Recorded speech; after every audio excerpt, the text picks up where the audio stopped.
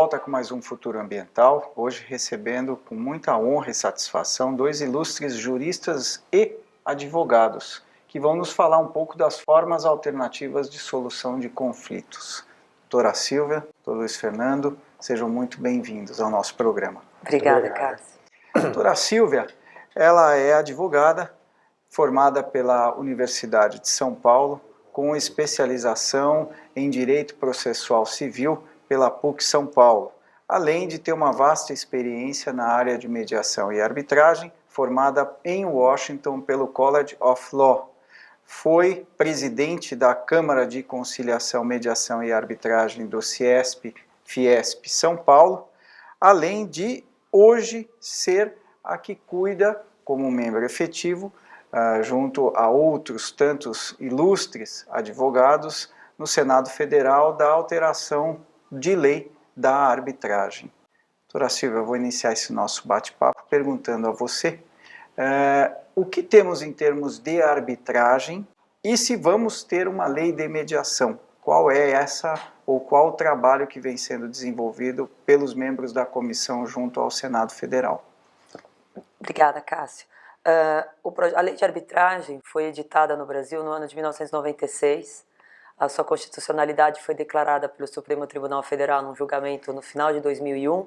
Então nós temos aí 15 anos de lei, 10 anos de trabalho intenso e firme no desenvolvimento da arbitragem no Brasil. No ano passado, o Senado Federal, a pedido do seu presidente Renan Calheiros, constituiu uma comissão de juristas exatamente para avaliar a necessidade de revisão da lei de arbitragem vigente e pensar num texto legal para a mediação. Então foi um trabalho de aproximadamente 6, 7 meses em que essa comissão discutiu amplamente todos os pontos existentes hoje na lei, na jurisprudência, as decisões que vêm sendo tomadas e também na doutrina, no próprio posicionamento acadêmico. Foi desenvolvido um novo projeto de lei que agora tramita, já foi aprovado no Senado Federal e tramita na Câmara dos Deputados. Isso em relação à arbitragem. Em relação à mediação, o Brasil não tem um texto legal em que pese venha sendo praticado, já é uma área de atuação e desenvolvimento específico no Brasil, mas existe agora a proposta de um texto legal que vai ser um marco inicial para o desenvolvimento também da mediação no Brasil. Você acha, Silvia, que a mediação, assim como a arbitragem, uma vez que, como você bem colocou, já faz tempo que existe uma lei que ampara esse instrumento, você acha que a mediação, por ter uma lei que venha a regulamentar, também vai ganhar um espaço ou uma projeção maior do que a que tem hoje, ou você acha que é um instrumento que, por si só, já vem se firmando independentemente de lei? Não, a própria idealização deste projeto de lei, esse estudo feito pela comissão de juristas, contemplou a necessidade deste projeto de lei e de um texto legislativo para efetivamente ser uma mola propulsora da mediação. Então, da mesma forma que a arbitragem também existia já prevista em constituições desde o Império e mesmo práticas, era praticada e sempre foi praticada no Brasil, principalmente nos contratos internacionais, após a lei, de fato, houve um boom e um grande desenvolvimento. Tem até um árbitro francês que diz que o Brasil está vivendo um frenesi da arbitragem, que é o grande momento hoje de atuação. E a mediação, acreditamos sim, que pelo fato de ter um texto legal, isso vai incentivar não só os advogados, como também passa a fazer com que as faculdades de direito também olhem esses métodos alternativos, quer a mediação, quer a arbitragem, como uma matéria, como um conteúdo que precisa fazer parte do programa e da formação de um advogado.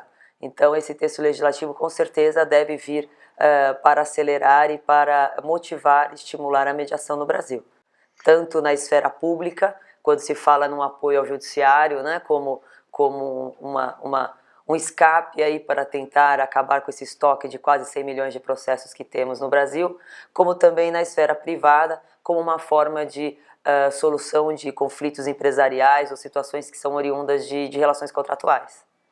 Essa sua colocação do nosso judiciário, até antes do início da gravação, estava conversando com o Luiz Fernando e é efetivamente algo que nós todos, né, como operadores do direito, sentimos, né, na medida em que o judiciário hoje não mais consegue prestar o serviço a contento das necessidades, não só da sociedade, e muito através de nós, operadores do direito, mas como também não consegue atingir, acredito, uma satisfação para ele mesmo, na medida em que ele não mais promove o que há um tempo atrás promovia. O que até me abre a oportunidade, eu estou Luiz Fernando Crestana, é advogado, é especialista em direito processual civil, também pela PUC de São Paulo, trabalhou em diversas instituições financeiras de grande porte e resolveu em 2007 constituir um escritório em sociedade com a doutora Cláudia Lemos Queiroz, que entre outras especialidades tem agora o direito de família, empresarial e do consumidor. E nós estávamos conversando e passo a palavra a ele até fazendo uma pergunta. Na qualidade de advogado, qual seria o primeiro problema que você identifica no divórcio? E aí até pegando o gancho da mediação. Cássio, muito obrigado pelo convite, né, de estar aqui no seu programa. Quero registrar que eu tenho acompanhado as suas entrevistas, te dar os parabéns pelo brilhantismo com quem você tem conduzido, né, um apresentador nato. Obrigado. Tá? Bom, como advogado especializado em direito processual e atuante no direito de família, eu posso te garantir que, embora muitas vezes necessário, indispensável, a via litigiosa, né, é a menos adequada para uma solução de conflito no direito de família. Né? Um jurista, eu agora me penitencio por não lembrar o nome de quem proferiu, mas tinha uma frase muito interessante que ele sintetizava dizendo que o divórcio de um casal exige melhores pais. Então eu acho que o primeiro desafio que os advogados militantes na área de direito de desafio têm é poder conscientizar os cônjuges, né, o seu cliente em especial, de que há uma grande distinção entre a relação conjugal que está se terminando da relação parental que se perpetua, continua. Continua por quê? Para atender às necessidades de desenvolvimento saudável e pessoal dos filhos. Então no divórcio é o pós-pactum infinitum, né, que numa tradução mais livre quer dizer a relação familiar pós o divórcio. Né? Então é o desafio maior de um advogado, neste começo, quando você recebe um cliente com conflito de dissolução de casamento, é um trabalho de conscientização. Quais as ferramentas eficazes que você enxerga dentro dessa área para a proteção dos filhos? Porque acho que, e você bem colocou, né, acaba por gerar consequências naquele núcleo, a separação, o divórcio, enfim, e que obviamente não vai passar ileso para o filho ou para a filha. Né? Mas qual ferramenta você acha, ou quais você acha eficazes para a proteção dos filhos numa situação de divórcio? Excelente a sua pergunta. Cássio, hoje eu vejo que existem duas grandes ferramentas, né? A falta ainda de uma legislação, né, que preveja a questão da mediação. A primeira é a lei de alienação parental. Né? Essa lei ela tem a finalidade de inibir, coibir a prática de atos que desqualifiquem os vínculos afetivos que um genitor tem com os seus filhos. Né? Isso é muito praticado pelo outro genitor nessa relação, e essa lei ela é bastante efetiva nesse sentido e vem sendo muito aplicada no judiciário. A outra ferramenta, tida como uma solução alternativa ao judiciário de conflitos, mas que eu costumo dizer que é uma ferramenta adequada, né, quando se trata de direito de família, é a mediação. Né? Então, através da mediação, as partes são levadas a se entenderem, né, por si só, são estimuladas a fazerem isso, né, em sessões de mediação, e quando exitosa, ela costuma causar a superação do conflito, o que é uma coisa muito mais interessante do que uma simples conciliação, uma simples transação. Né? Se você me permite trazer um exemplo prático, né? Nós tivemos um processo no escritório há alguns anos de um divórcio de um casal com dois filhos, né? Um pouco mais adolescente, o outro ainda menor, no qual nós ficamos praticamente por 6 meses tratando via advogados, né, dos interesses para poder celebrar o divórcio do casal, tratando de todas as questões essenciais, né? Guarda, regulamento de visitas, alimentos e partilha de bens. Pois bem, nesse acordo nós inserimos uma cláusula que dizia que no caso de desemprego do cônjuge, que era o nosso cliente, as partes se obrigavam a rever os alimentos que tinham sido fixados. Por que isso?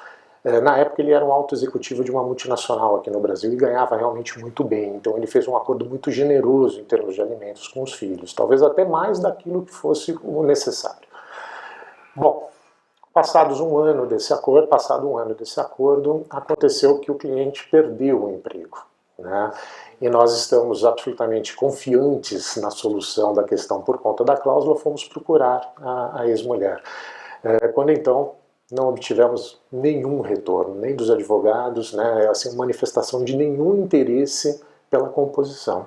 Isso obrigou com que o nosso cliente tivesse que entrar novamente na justiça para poder fazer a revisão dos alimentos diante da sua situação financeira momentânea, né? Bom, esse processo demorou praticamente 2 anos e ao longo desse processo a ex-mulher foi usando os filhos, né, contra o pai por conta dele estar pedindo a revisão desses alimentos. Quer dizer, houve aí uma aparente e clara prática de alienação parental. Embora não estivéssemos aumentado o litígio nesse sentido, o fato é que, depois de algum tempo, conseguiu-se chegar a um acordo. Mesmo assim, a filha hoje não fala mais com o pai. Telespectador, vocês veem um exemplo triste que não é só um exemplo único. Provavelmente inúmeros casais ou foram casados ou constituíram novos núcleos que nos assistem devem ter lembrado, se não de uma passagem pessoal, talvez até de uma passagem de um amigo, enfim. E o Luiz Fernando colocou uma situação muito interessante que vai ao encontro do que a Silvia tinha dito, né, da sobrecarga do judiciário, da incapacidade do judiciário promover, que eu acredito que está muito casado com a impossibilidade da superação ou da resolução do conflito. Então você não consegue resolver o conflito, você acaba com o litígio, mas não necessariamente resolver o conflito e que muitas vezes deságua na alienação parental. Eu vou no próximo bloco fazer pergunta a você, Silvia, se além da ferramenta que o Luiz Fernando colocou, a mediação, se a arbitragem também poderia ser utilizada numa situação de família e em que bases. E depois volto ao Luiz Fernando para saber o desfecho. O nosso Futuro Ambiental vai fazer uma pequena pausa e já voltamos com a doutora Silvia Pachkowski e o doutor Luiz Fernando Crestana.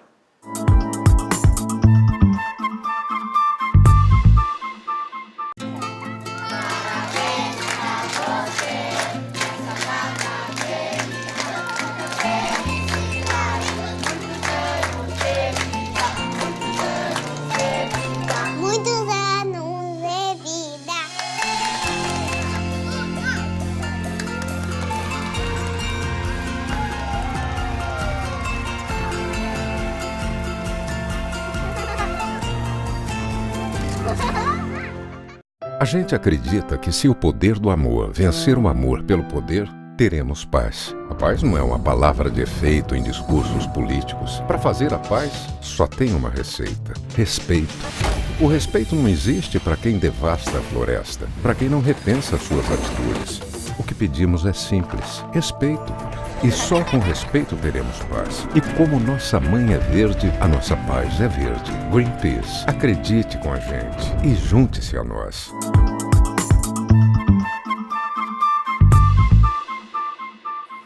Estamos de volta, Futuro Ambiental, nesse segundo bloco. E que ficou no ar no bloco anterior foi a pergunta com relação à satisfação, o cumprimento do judiciário com relação à sua meta inicial, que seria por fim ao conflito, que eu acredito que não é mais essa a realidade. Silvia, como é que está o grau de satisfação, você operadora do direito? Bom, se você pensar que hoje tem 96 milhões de processos em andamento, e cada processo tem 2 pessoas, um autor e um réu pelo menos, quer dizer, no Brasil todo mundo tem um processo e uma discussão judicial ajuizada, né? São 100 milhões de processos, 200 milhões de habitantes. Isso que crianças normalmente não litigam. Mas, de qualquer maneira, é quase que impossível, ou no mínimo insano, esperar que o juiz sozinho dê conta eficiente e eficazmente de 15 mil processos sob a sua guarda. Então, não é uma questão de falta de fato de insanidade mesmo, porque não há como se manter e se operar e com qualidade o número de processos. Em paralelo a isso, e até por conta disso também, que as soluções alternativas acabam ganhando espaço e tendo tanto sucesso no Brasil. Em relação à mediação, não só como a válvula propulsora da mediação extrajudicial, a mediação privada de contratos, mas como o próprio fomento do Poder Judiciário como uma alternativa para tentar baixar esse estoque de 100 milhões de processos. Mas em relação à satisfação, tanto na mediação quanto na arbitragem, na mediação propriamente, até porque a parte participa da solução, então se eu me coloco diante de uma situação em que eu analiso o problema, enxergo o outro lado, enxergo o meu lado, e as partes juntas constroem a solução do conflito, automaticamente você elimina e pacifica, né? Então você elimina o conflito, a litigiosidade, a beligerância, aquela relação de discussão.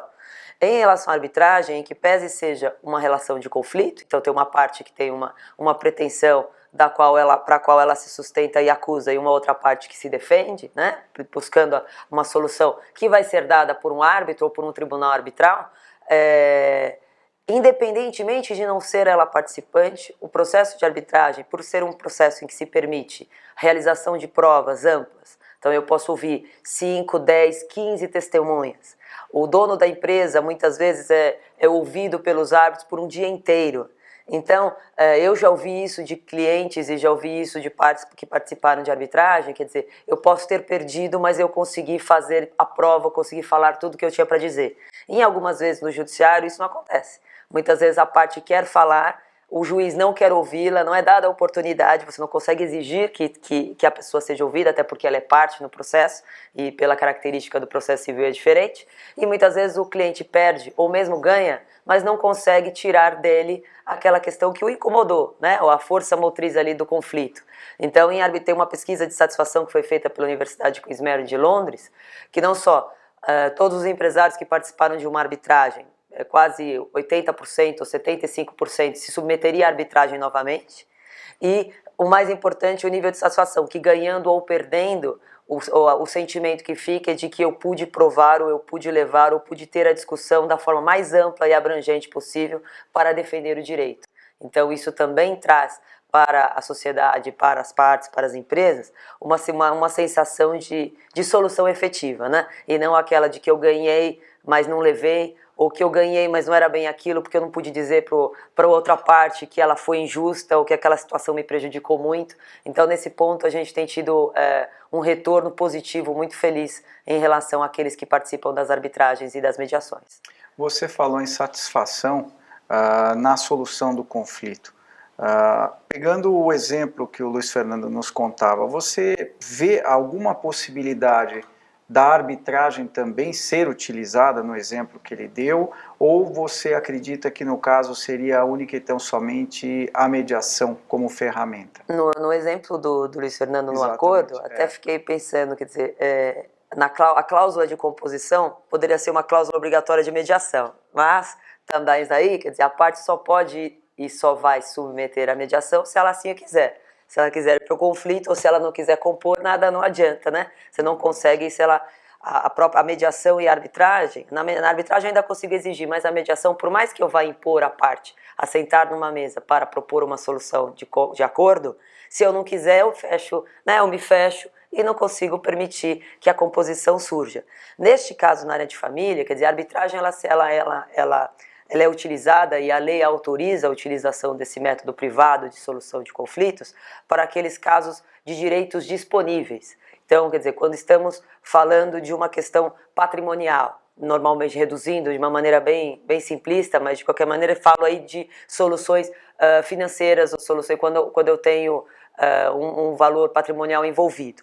Então, pensando num acordo numa área de família, num divórcio, isso eu já vi, quer dizer, já fui árbitra num procedimento assim, quando eu deixo todas as questões familiares, no caso dele tem menor, não tem como fugir do Poder Judiciário e do Ministério Público, mas se eu tivesse um patrimônio, então eu tenho um divórcio em que tem um patrimônio comum do casal, eu posso definir em arbitragem, eu posso estabelecer que a forma de gestão desse patrimônio, a forma de divisão desse patrimônio, ela vai poder ser definida em arbitragem. Eu tive esse caso que comentei interessante, era uma família cujo o chefe da família, né, o pai, construiu um patrimônio enorme de indústrias, fazendas, enfim, e ele fez um acordo num termo de ajuste com os filhos, no sentido de como ele gostaria que o patrimônio fosse gerido. Quem era o responsável por cada negócio, quem fazia cada coisa. Então, estamos num ambiente de família, mas dentro de uma esfera de disponibilidade. E aí, o que aconteceu era que um dos filhos, herdeiros, eram 6 filhos, um deles não cumpria a sua parte. Né, então, aquilo que coube a ele como responsabilidade, como participação no todo, ele se furtou a fazer. E aí, os outros herdeiros iniciaram um procedimento de arbitragem para exigir que ele cumprisse e fizesse a parte dele. Então, isso abreviou aí uma briga dessa no judiciário, com 6 herdeiros envolvidos, 6 partes, 6 advogados. Vou falar de uma briga de pelo menos 10 anos. No mínimo, né? E isso se resolveu em 10 meses, do início ao fim, ainda com uma perícia de avaliação dos ativos para poder definir a situação.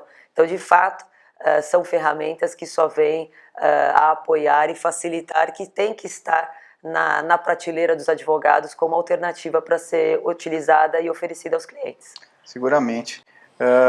Fernando, você, primeiro, 2 questões que eu coloco, né? Você vê na utilização da arbitragem, além da mediação, que você já domina, mas a arbitragem também como uma possibilidade para esse segmento? E segundo, o que você vê ainda como sendo um entrave? É a falta de conhecimento dos operadores do direito, talvez um pouco incentivo por parte das faculdades em dar essa ferramenta ainda ao aluno e não só ensinar ele a litigar. Como que você vê hoje essas 2 situações? Então, como a Silvia colocou com muita propriedade, eu vejo a arbitragem para essas questões patrimoniais como uma coisa bastante inteligente e bastante possível. Mas nas questões de família em si, que envolvam filhos e tudo, isso é impraticável, né? Então, realmente não teria a possibilidade de se aplicar arbitragem nesses casos. Então, assim, com relação à mediação, né, o que eu vejo hoje, né? Realmente existe um assoberbamento muito grande do judiciário em termos de litígio, né? Mas também estou vendo algo muito assodado no sentido de legitimar a mediação como um meio alternativo, e às vezes eu fico um pouco preocupado com a falta de melhor preparação, né? Uma falta de informação para que se prepare melhor esse ambiente para a mediação, né? Como a Silvia falou, e é muito verdadeiro, a mediação ela vai exigir a superação, se exitosa, né? Quer dizer, de um problema. As partes têm que desejar aquilo, têm que estar muito dispostas a chegar aqui, né? Não é ninguém arbitrando por eles, né? Não é ninguém decidindo por eles, né? Então isso diferencia um pouquinho com a questão da arbitragem. O que eu vejo hoje são boas iniciativas, né? Nesse sentido, acredito que ainda se precisa um pouco mais. Mas eu cito alguns exemplos, né? Um deles é um projeto chamado Oficina de Pais e Filhos, né? Que é um projeto idealizado por uma juíza da Praia Grande aqui de São Paulo, uma juíza de direito, doutora Vanessa Alfiero da Rocha, no qual eles fazem durante algumas horas, né, algumas palestras, alguns vídeos educativos, né, com os pais para lidarem com os filhos em situação de divórcio. Porque a gente tem que entender que nessas horas de um divórcio, quem tem mais capacidade de manipulação são os pais, não os filhos, né, que geralmente são vítimas, né, dessas manipulações de pais e mães, né. Outra excelente iniciativa foi o evento que foi realizado, né, na semana nos dias 12 e 13 de maio, um evento patrocinado pela Comissão de Mediação e Arbitragem, a qual você é presidente, né, e se fez um evento em São Paulo com um número bastante substancial de palestrantes, né, pessoas que foram lá de um profundo conhecimento nos assuntos, né, e disseminar um pouco para o meio, né, entre talvez os operadores de direito, mas de passar um pouco sobre a arbitragem e sobre a mediação. Isso é verdade. Você vê, os nossos 2 convidados hoje abordaram uma situação que é real, né? Não só o benefício quando se utiliza do instrumento, mas ainda a pouca utilização da sociedade como um todo e ainda mais dos operadores do direito, em especial ligado à questão de família, que foi muito bem abordado pela Silvia e pelo Luiz Fernando. É um tema delicado, profundo e que, sem dúvida alguma, vai exigir um outro programa e que espero poder contar com a participação dos dois, Por favor. a qual já de antemão agradeço a vocês, Silvia, Luiz Fernando, muito obrigado por terem vindo. Infelizmente o nosso tempo acabou. Digo em nome também do telespectador que sem dúvida alguma pôde aprender hoje um pouco mais dessas ferramentas e da utilização numa área tão delicada quanto é a questão de família, né? E parabenizo os dois, que soube que o evento foi sensacional, o terceiro encontro que o Luiz Fernando falou, e aliás muito fruto do trabalho conjunto da comissão da qual vocês fazem parte, em especial a Silvia, que conseguiu galhardamente doações para um evento. Muito bom. Telespectador, infelizmente nós vamos ter que nos despedir, mas próxima semana estamos de volta com mais um Futuro Ambiental. Agradeço a vocês e a vocês telespectadores. Até o nosso próximo Futuro Ambiental.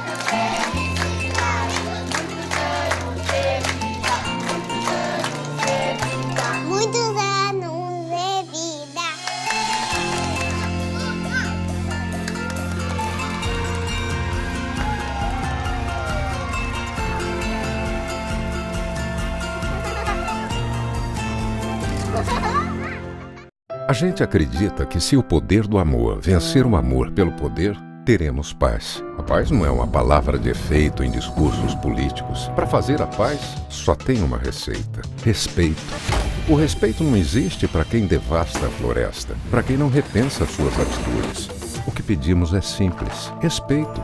E só com respeito teremos paz. E como nossa mãe é verde, a nossa paz é verde. Greenpeace, acredite com a gente e junte-se a nós.